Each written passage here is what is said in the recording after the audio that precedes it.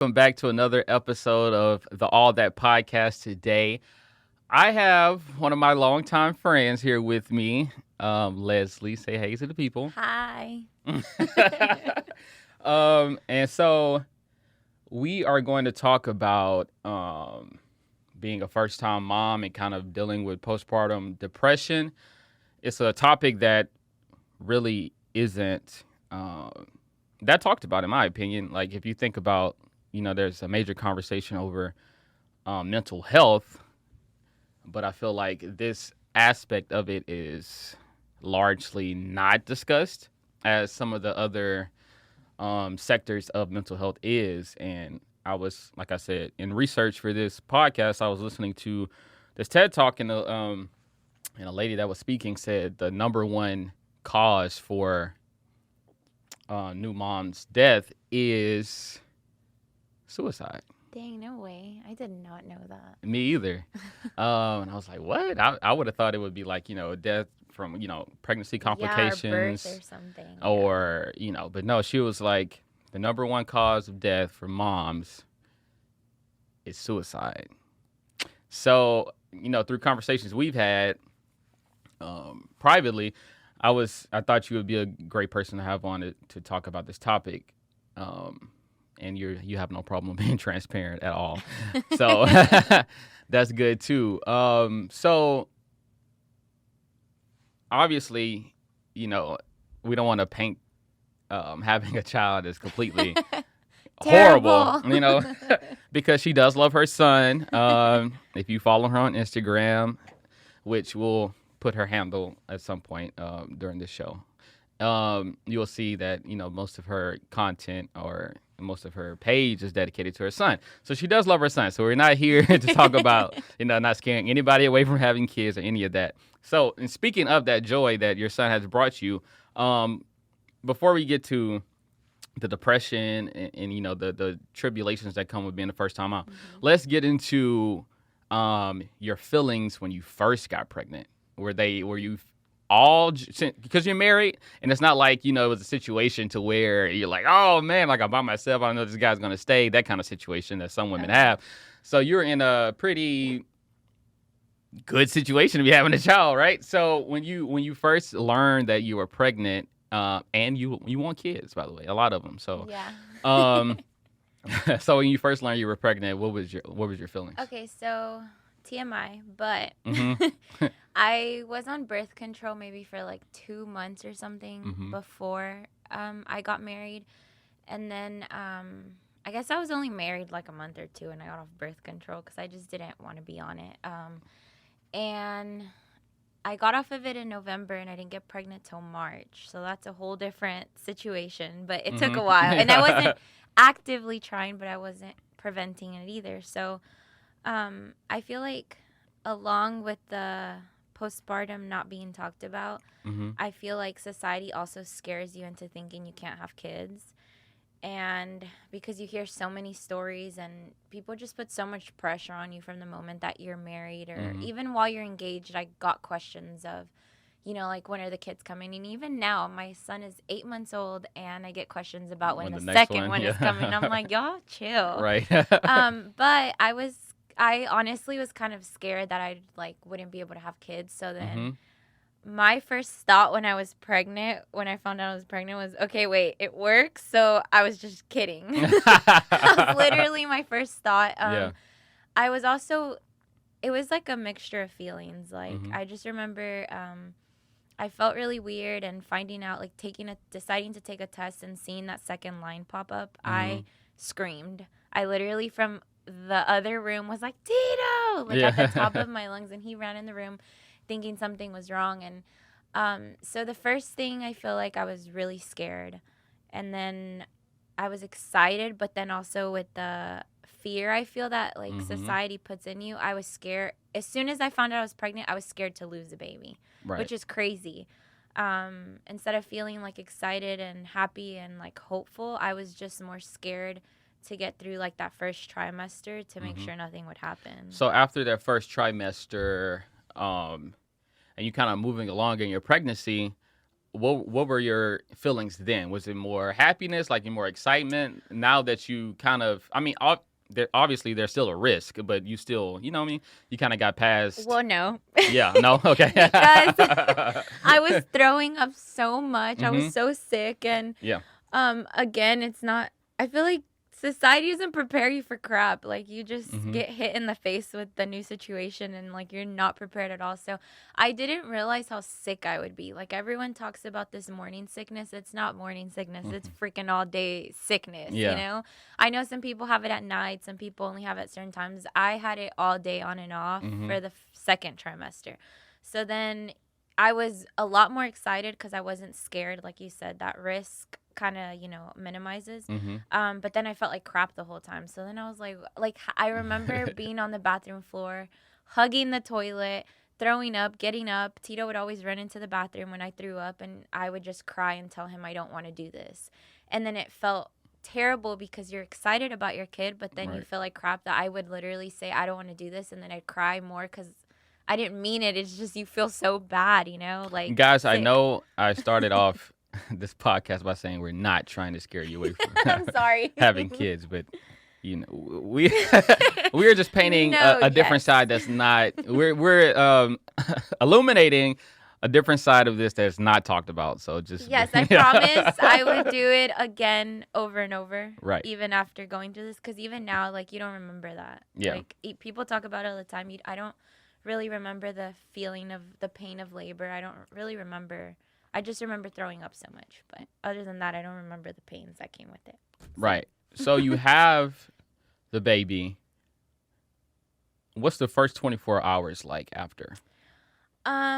So I don't know if people's experiences were like this, but I thought it was pretty cool.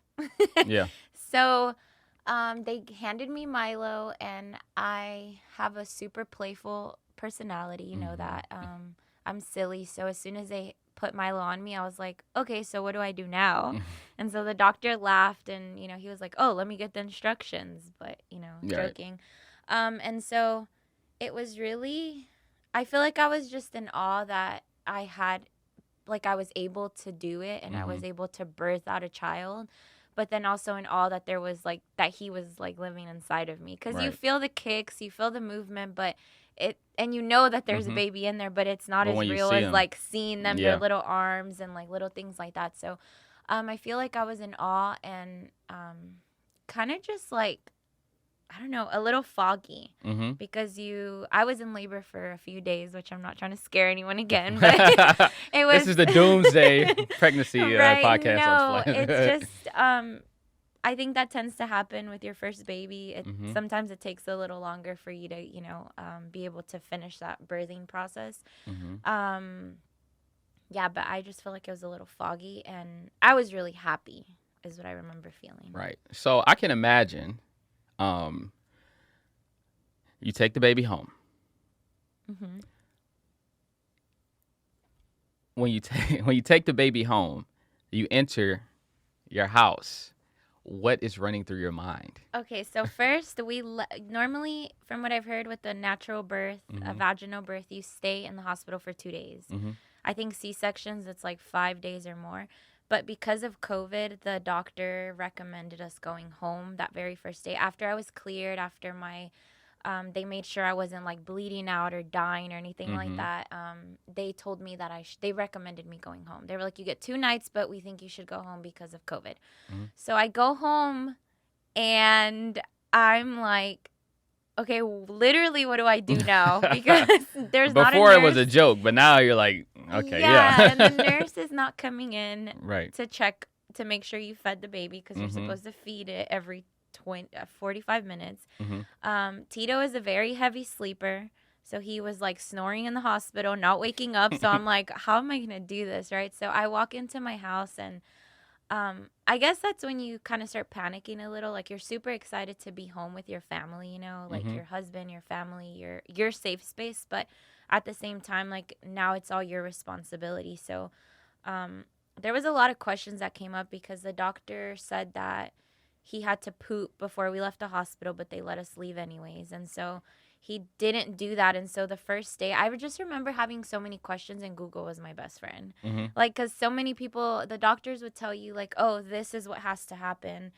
But other people, other research would say, like, no, this is not exactly how it needs to be done, you know? So just to give you an example, I remember I didn't know if I was doing anything wrong, like causing the reason why he wasn't like going to the bathroom. Mm-hmm. He was having a lot of pee diapers, which is good, but he wasn't using the bathroom or anything like that. Right. So then I was kind of like freaking out. I didn't know if it was me, if it was my milk, and so I wanted to give him like a little bit of formula to make sure he was eating enough. Mm-hmm. But then I didn't know how much formula. Mm-hmm. I didn't know if he was going to throw up, if he was going to die, if I mixed formula and breast milk. Like, these are literal things that nobody teaches you.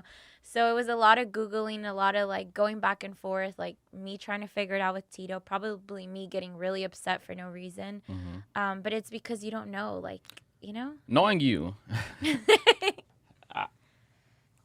initially, did you kind of purposely not go to your mom or your grandmother with questions just because you're like, I'm gonna do this myself, or what? Or did you ask? So yes and no. Okay. I feel I like knew it. Something yeah, was like that. I'm super prideful. So Yeah. I'm very like, I'll figure it out. And not even pride, just you don't want to inconvenience people. And Right. even now that Milo is 8 months old, I'm still like that. It's hard for me to ask someone to watch him when I have to go somewhere or get something done, because I just don't want to inconvenience people.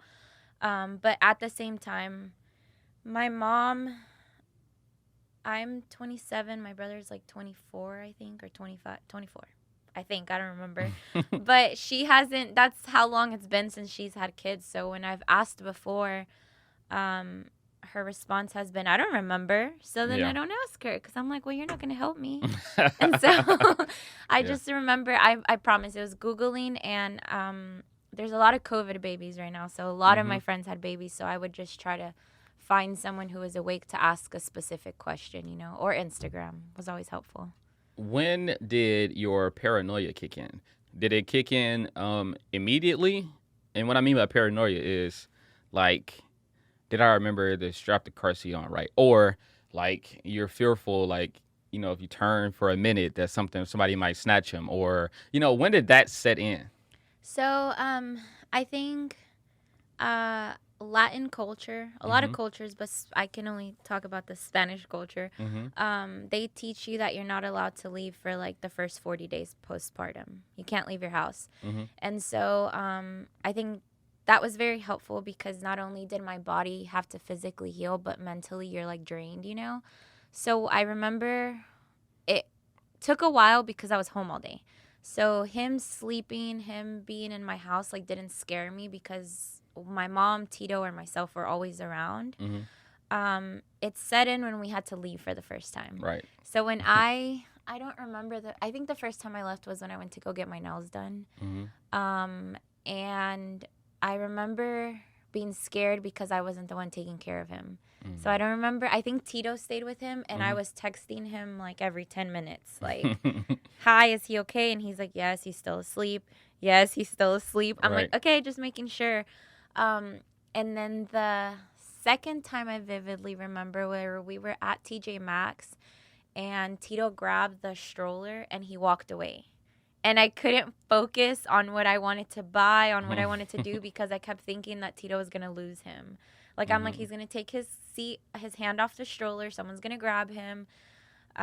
Or what if he forgets that he had a baby and he walks away and he leaves him in an aisle? Like, I just kept thinking the worst things. And so I remember the feeling in your chest of, like, that pressure, the heaviness in your chest, and, like, my throat. I couldn't breathe. And I was like, okay, like, and so instead I just went to go find him. I grabbed him, and I was like, okay, I'm going to keep him. And then every time we went to the store after that for the next couple of months, like, I was like, I got him. Like, I'm going to hold him. I'm going to keep him, and I don't take my hand off the stroller. I've chilled out a little bit, but everyone still has to have a hand on the stroller if they're watching Milo. Like, you can't just turn around and not pay attention. So Right. When I was listening to some TED Talks on this postpartum depression topic, now these ladies that I listened to had some very dark thoughts, like very suicidal. It was like suicidal. One lady was talking. She was like, and this is her third child that she had, and she was just sitting there, and she was like, I should just set the house on fire. And like, dark thoughts, right? But one thing that one of the ladies was saying was that it's a very hard judge on yourself as a mom when you're going through this. And she was like, looking at her kids one day, and she was like, they might be better off without me. So not that you ever, or I don't know if you have or not, had that deep of a thought, but do you find yourself judging yourself harshly? Yeah, so I've never had a thought like that, but I think that, I don't know, I feel like it's natural to judge yourself. I don't know if other people just do this in life, period, but I feel like it's 10 times worse when you're a mom, because you are responsible for raising this child who eventually becomes an adult and participates in society. Right. And I don't know if you've ever been somewhere and you greet people and you introduce yourself, and people automatically are like, oh, you were raised right, or this is a reflection of your mom and dad. Thing. Yeah, someone just said that to me the other day. They were like, we really like you, and it's a reflection of your mom. And so I feel like there's a lot of pressure in how you're going to raise your kids, and with social media, like, there's so many different ways of parenting. And so I feel like if you get caught up in the comparison of like, oh, well, I don't have a schedule for my child, because you know me, I wasn't on time today, so she sure wasn't, guys. I'm not a scheduled person, but then I have other friend moms who are very scheduled, and they time the feedings, and they know at 2:00 he naps, and I don't do that. I go with the flow. Milo goes with the flow. That's just how we roll. So you don't ever find yourself being in competition? Not even if you know, you're just doing it consciously, like, you know what I mean? Like, I'm competing with this person, but do you ever find yourself looking at one of your friends or somebody, because I know you follow like a lot of blogs and stuff on Instagram, like looking at them and being like, all right, like, you think you the shit? I got something for you. Yeah. Sometimes I do roll my eyes when I see certain people post like how they run their day and their schedule and their playtime, and I'm like, oh God, here we go again. But I think my personality, I'm just so chill. I'm just kind of like, I feel like you have to accept moms and their parenting, and each parent as they parent, you know? Right. So yeah, I do understand the comparison and the guilt, I guess, what you were talking about. I do feel that sometimes, like, especially now that he's starting to eat food, like, I forget to eat. So obviously I feed him his milk, and I do the bottles, because if not, like, your baby is crying. But I don't always remember to do the actual meals that you through the day, like the chicken and the veggies. And sometimes he goes the whole day and all he's had is milk, right, which is fine. But then I'll feel bad, because I'm like, crap, I'm a terrible mom. Like, I need to get my crap together. If I don't even feed myself meals, how am I going to feed my child? So I feel like you do naturally go through that as you're like raising your child, but it's a spectrum of like burning the house down and like, oh, well, I'll try again tomorrow. Right. You know? As a married woman and a mother, which is like two of the job titles that doesn't require you to be selfless. I guess it does. It does. It requires you to be very selfless, and certain things are expected of women in those roles. So what do you do for self-care? My nails. Yeah. So one of those mom guilts is that I spend a lot of time scrolling on social media. But I've seen a few posts that say that it's okay, because that's my time to like disconnect from the pressure of mom and the title of wife and mom, and constantly giving, because I feel like that's all I do all day is just you give of yourself all day, like literally, like you said, it's very selfless that you have to be. Right. So I spend a lot of time scrolling on Instagram, which is not the best. I try to read. I try to just take time for myself. So honestly, it's as selfish as Tito walks in through the door at like 7:30 or whatever time he gets home, and I literally hand Milo off, and I'm like, dude, I need a break. I need some time. And I feel like that is necessary, because I used to not do that. And I feel like the anxiety or the sadness and the baby blues that they talk about are getting worse because I'm home all day and I'm just watching this kid. He has like my body is feeding him, my mind is like all over him, You're you know, like exhausted. that. Yeah, that's all that Mm-hmm. I'm thinking about. So I used to feel guilty for like, no, Tito's been working all day, but now I'm like, okay, no, like we're a team and Mm-hmm. you parent too, and I was working all day. Like even though I was home, I was still working, you know. And so I think that's the biggest thing. I just hand Milo off. I'm like, here you go. I need a second, whether it's to go shower or just get myself together. Those are the ways that I like try to take care of myself. Speaking of working, one of the things we have in common and that we bond over is our ambitions. So, a lot of women, speaking of sacrifice and being selfless again, feel, they have to put their goals and dreams on the back burner when they get married and especially when they have kids. So, how do you deal with that, the balance? Or have you found your balance yet? No, actually. That's something that I was talking to Tito about. I was even talking to you about like trying to figure out what it is that I want to do now. That I've kind of settled into. I've gone past the like postpartum stage. I mean, I feel like I've heard it goes up to 2 years where your body's getting back to normal and you're adjusting, you're becoming a new person. But I've gotten past the like crazy hectic days. Something new comes up all the time, but I know I'm a mom now. It's not new to me. Like I'm a mom, and so that is something that I'm trying to currently figure out is what I want to do because I don't feel the need to have a career in corporate like I used to. So that used to be something that I loved to start in a company and I loved to work my way up, take initiative, finish whatever projects were in front of me. I don't feel that anymore.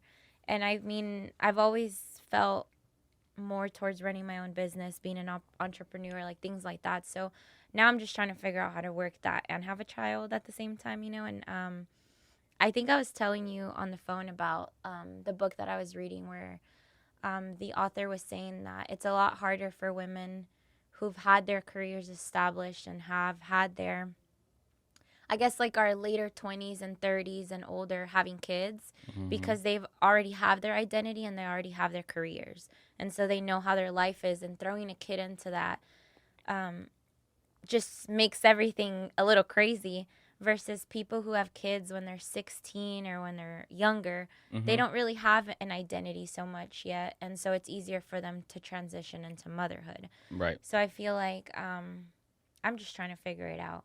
I do want to do something outside of my home because I'm not the just sit at home all day type of person. But I just haven't figured out what that is yet. Right. So, like you said, you were a whole woman before you had a child. Yeah. You had your life and you had certain things you wanted to do. I just thought about this question. What do you think about, so you see like celebrities or influencers or whatever making this point of, yes, I have kids, but I'm still doing X, Y, Z. Like, of course, I'm going to use this person, but you see Beyonce and she's like, has 3 kids, but she's still doing like all these big projects. Now, with that said, do you think that it's kind of a false advertisement in a way because she's like has billions of dollars, she has Nanny, she has all this, or do you think, or do you appreciate these women in these positions kind of showing other women how to still have this self-identity, that's the word, even though they're a wife and a mother? So I think it's a little bit of both. I think it is a little misleading because of the money and the nannies and all the help. I do appreciate the drive and the ambition. Even though you're a mother, like your life doesn't have to stop. But I think it depends on who you want to be as a mother or how you want to parent. And so I'm very hands-on, I want to be involved. I want to make sure that I'm teaching my kid what I think is right and the way our family values are. And so I actually follow this blogger who from what you can tell, she still works, she still runs her blog, she still does everything. But recently you started seeing a nanny come around or just be around more, like in stories. And then I noticed that she sometimes doesn't know like what's her daughter is learning. And I think her daughter's like 10 or 11 months, and she doesn't really know what's going on with her daughter besides the major stuff, you know? And for me, that's not something that I am okay with. Like, I want to know when Milo is crawling or like if you ask me right now, what is Milo learning? I can tell you exactly what stage he is at. He's curious, he's crawling, he's standing up, things like that. And so I think it just depends, which is nothing bad if some of those things are not important to people, and that's totally fine. Like, that's, I feel like when you're able to have the career and have the ambitions and have the business and leave the baby at home with the nanny. I don't know if that makes sense. It just depends on what kind of parent you want to be, and either one is fine. Like, I don't think either one is bad. It's just me as a person. Like, I want to be the one to go through those things, you know? Right. That's one thing I thought was kind of fascinating about Kobe Bryant and his wife, is that he was saying how they never had a nanny.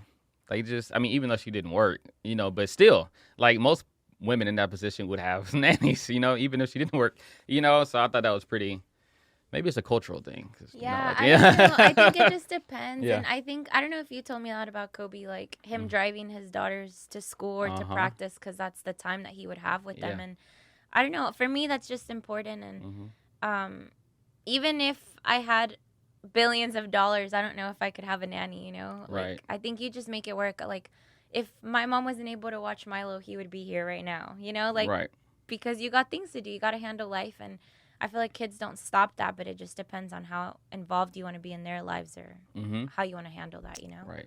How often do you feel lonely? Multiple times a day. I think that's one of the hardest things about staying home, is that I'm with an 8-month-old all day who doesn't like necessarily talk back. He tries to, but it's not any like conversation. Right. And it's crazy. I was thinking about that the other day, because even though I know a few other stay-at-home moms, or I have maybe like 10 friends off the top of my head that have babies or just had babies within the past year, like, I still feel so alone. And I'm sure they do too, because we've talked about these things. And I don't know what it is about moms not reaching out and asking to hang out or things like that. And I mean, I guess maybe one of two things. I feel like my friends who don't have babies don't understand. So I have a friend who comes over because she wants to, let's say, go to the mall. And then when she gets there, she doesn't really help with anything. Like, she doesn't help me prepare Milo, get him in the car seat, get the diaper bag ready. So by the time we're leaving, it's 2 hours later. And I'm sure she gets frustrated because it's not as easy as it was before, you know? Right.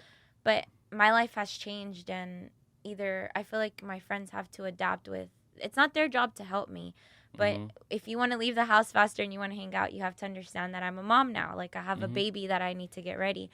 But then on the other end, my friends who do have kids, I don't want to bother them, you know, because they have their own babies, and it's just, I understand what their days are like, because my days are the same. So Right.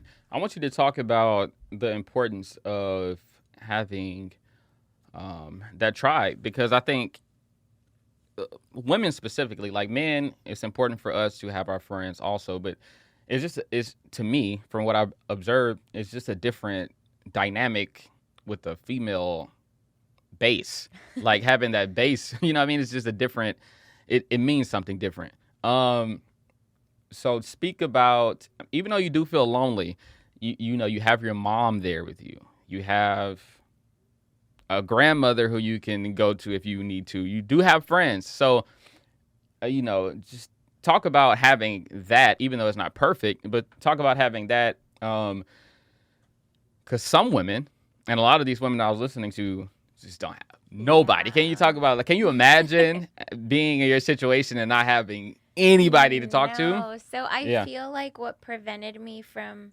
having postpartum depression, because I feel like, from what I've heard, everyone gets the baby blues after. Yeah.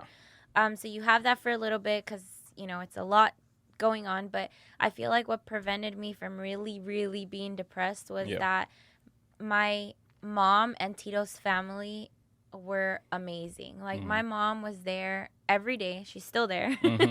But she was there every day. She would make me breakfast. She would make me food. She would, like, pick up Milo when I was too tired or different things like that. Like, she just stepped in such a great way. Tito's mom, the first few weeks, was bringing us food every day. Like, either breakfast or dinner. Like, she was there. She'd drop it off at the door because of COVID. Like, and honestly, I think that is what got us through those first, like, 3 weeks that were so difficult. Just being able to rely on your family. And even my friends who dropped by just to bring me coffee. Like, I didn't drink coffee till I had a baby. Like, I didn't like coffee, and now I, like, chug it down. A Coke girl. Yeah. Coca-Cola, by the way. Not the booger sugar. So I honestly think I couldn't imagine, because I have some friends that are from, like, Ohio or from, you know, Portland, and their families are not here. And I don't know how I would have gotten through without my close friends and my family, because people, I'm telling you, that's like, they say, like, it takes a village, and they brought us food. They, like, helped. Like, Tito's mom got there the first night that we came home, and she bathed Milo, and, like, I had no idea how to do that. Like, their necks, like, you know, I don't know if you've seen babies before, like, their necks just don't hold up. Yeah, and so you don't know what to do. It's probably the Kevin Hart thing. Yeah. So babies are not as fragile as you think, but it's still a lot. So just her bathing him, teaching us how to do that, like, teaching us how to take care of his belly button, like, things like that. Like, I just don't know how I would have, like, figured any of that out or just survived, because even when I was so tired, like, it took me, like, you know this, it took me 3 weeks to ask my mom for help. Okay, so even though she was there, she would come and ask me what I wanted to eat, and I'd be like, I'm okay. And then a little bit later, like, she would make me food anyways. But it took me 3 weeks to be like, Mom, can you take Milo? I need to sleep. I am tired. Like, it took me 3 weeks to do that. It's probably why I was so emotional those first 3 weeks. But I think you need that group of friends and family and whoever it is, like, to come and help. And I, like, before I had Milo and while I was pregnant, like, I told Tito that I didn't want anyone coming over. I was like, I do not want your family over here for at least 2 weeks. I don't want my mom to come stay over here for 2 weeks, because I think we need a bond as a family, as a baby. That first night that I got home with the baby, I was like, who is coming to stay over here? Who's bringing me food? Who's helping me? That went out the window quick. Yeah, and that's what I tell a lot of my friends right now that are expecting, because, you know, they've asked me, like, I don't want anyone over here. And I'm like, girl, you say that now, but just wait. Like, I mean, you might be different, but just wait, because as soon as that baby's here and you don't know what to do and they're crying and you don't know how to, you know, soothe them, you want someone to come help you, you know? Right. Like, experienced, you know, family members that know what they're doing. I think that's a good piece of advice for expecting moms, is to accept the help. Accept the help. So, in what a lot of people, let me backtrack. A lot of women and men feel like a child will cause issues in the relationship. In what ways do you think, you're making me laugh. Anyway, in what ways do you think that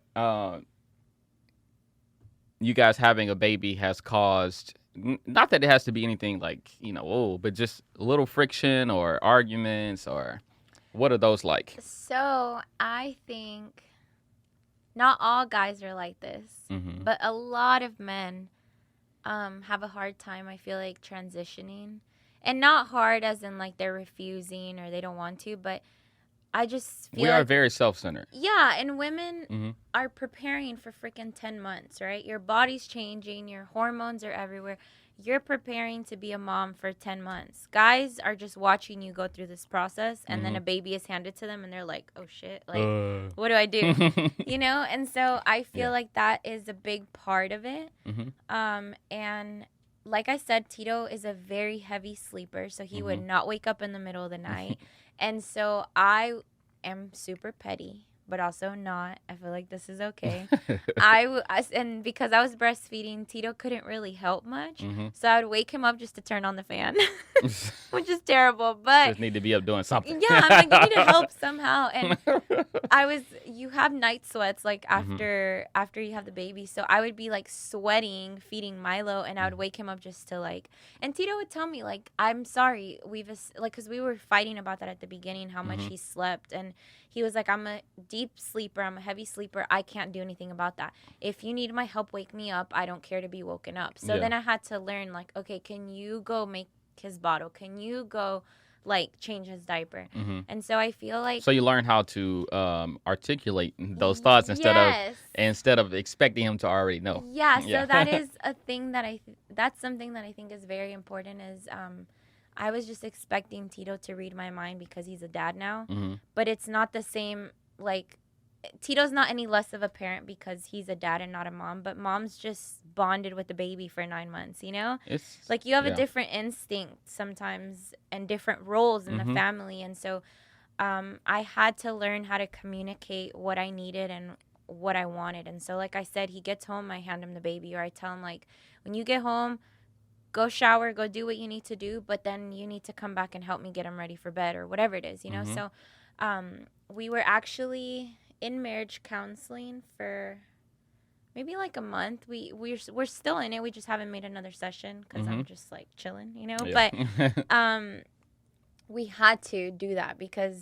your marriage or your relationship gets put in the back, you know, because you're just so exhausted taking care of this baby, and number one priority is your baby, you know, like, which is not right. Like, I think you need to take care of your relationship or your marriage first because that's the top of everything, you know. Your home will not be like stable if you don't take care of that first. So we started establishing date nights every week and going to counseling to talk to someone to help us communicate because Tito's just the guy. I don't know how else to say. Like, you just. Now this is another worry. You don't have to get too into it if you don't want to. But you know, I always do polls on Instagram and stuff. So one of the polls, and this is a big thing, like, people also equate having a baby with having less sex. So can you speak on that? How has the baby interrupted your sex life? So, me being as open as I am, it took about 6 months for me to even want to think about that again. That you even wanted to? Yes. And Why? and because I feel like, number one, I was so scared, you know, because a baby just came out from down there. Like, I was so scared of it hurting or what it would be like. Like, I was just terrified. On top of that, your body has changed. So you look different, you feel different. And then the communication and the aspect of the little fights and the mom rage and like us not being able to communicate, Tito not helping as much as I think he should be helping, but me not communicating, like, all of that just contributed to it. So I didn't feel like being intimate because I was just so angry. Like, besides being scared, I was so angry because I just had this baby and you're not helping me and you're not doing what I think you should be doing. But then Tito's busting his ass every day for me to stay home, you know? Right. Which the lady in therapy said, don't downplay that I'm staying home because I'm still working, you know? It's just different. And so I will say that it takes a lot of patience. And my mom, this is like weird that my mom was telling me this, but my mom was like, oh, come on, poor Tito. And I'm like, poor Tito? Like, you know what I just went through? But I worked terrible. I was just like, okay, Mom, like, we're not having this conversation. So I think, like, it's just scary. And I think it's normal for it to be scary. And also, you probably feel, since you're breastfeeding, kind of feel like, I don't want you. Yeah, you know what I mean? and that's what I've seen a lot of posts on. Like, by the end of the day, you're all touched out because your baby's on you the whole day. Yeah. Whether they're breastfeeding or you're carrying them or whatever it is, like, your baby's on you all day, so you don't want to be touched by the end of the night. You're like, just leave me alone. Somebody give me my space. But I will say that us working on communication and having date nights every single week really helped. And that's what kind of started that back up again. I don't think it's necessarily that you have less sex because it's up to you. You may have to schedule it because now you have a child or, you know, like, it just depends. But I think it's just there's this mom rage thing. You get so mad for no reason or for little things, like you blow up like ridiculous blow up. Like if you didn't have anger problems before, you have anger problems I was about now. to say more than you already would have. Yes, exactly. So I was already spicy before, Yeah. and now I'm like crazy. And so Mhm. I think it's just working on that. And guys just have to be patient. Like it's scary. Like you don't know what your girl just went through, but at the same time, like I saw another post that the way that you get her in the mood now is you change a diaper, you bathe the baby, you Ooh, wash the that's bottles. sexy. Yeah, that's how you, by helping out and being a parent, co-parenting, that's how Yeah. your girl gets in the mood. It's not like flowers anymore, Right. or You see me washing these dishes, girl? yeah, exactly. So if you had one piece of advice for a first-time mom, what would it be? That is hard. Mm. You don't have to sum it up to one just piece. Just some advice. Okay, number one, I would say that we do a lot of research as women on birth, on labor. Like Mhm. you do a lot of research on that. You research like what your body is going through while you're pregnant, but you never take the time to research that fourth trimester, which is Mhm. what they call it. And that is you after baby. And I think that that's very important to prepare for that. Like all the cute clothes doesn't matter. All the specific organic brand of diapers doesn't matter. The wipes, like Yeah. it's important for you to feel prepared as a parent, but it's not as important as taking care of yourself after. And I think that that is something that I failed at doing. I heard about the fourth trimester after I gave birth, which is crazy. Yeah. And I feel like, so if you're pregnant right now, I feel like that's something that should be number one, is as you're going through each trimester, you should eventually get to a point where you start looking up like how you're going to take care of yourself, what plan you're going to put in place for yourself, because you are going to be a completely different person. And all your emotions, all your feelings about your significant other are completely going to change. Mm-hmm. And I feel like we don't get told enough. We don't get told enough what to expect and how to handle that. So that would be number one. And then number two is just like, I don't know, just take it all in day by day. Like I said, the outfit changes don't matter as much as like your baby feeding, eating, and like eating, sleeping, and being changed. Like that's literally how your child feels loved at that point, and you don't get those moments back. Like it's cliche, but my son is 8 months old now, and But it went quick, huh? yeah, and it went so quick. Like Yeah. I just remember bringing him home from the hospital, and now this boy's trying to walk. Like and so Right. it's just taking it in day by day and doing whatever's best for you and your family. Moms, mother-in-laws, people tell you so much crap of how they did it, how it's supposed to be done, and it's like, you do what's best for your family, because it's your family. You are stuck with each other. It's not your mother or your mother-in-law, so you just do what's best for your family. Right. Well, I think you gave a master class on being a first-time mom and what to expect, and even some of your darker moments. So I hope all the first-time moms out there got something out of this. Even moms that's, multiple kids in. Maybe you heard something that'll help you when we talked about learning how to, have that self-identity and, still chase after your goals. Maybe she says something, that will help you in that aspect. So thank you, Leslie, for coming on, being transparent as always. Thank you for having me. Yeah, hope you guys enjoyed it. I enjoyed it. Hopefully, my girlfriend is listening. She'll know what to expect. And I'll know what to expect. 6 months, you said, huh? No. Just make sure you help. You wake up in the middle of the night. You wash the bottles. You help her out. Yeah, You'll be good. Hey, you said that turns moms on. So here I am, best dishwasher in the world. But yeah. So thank you guys. And I'll see you next week. Peace. You did good.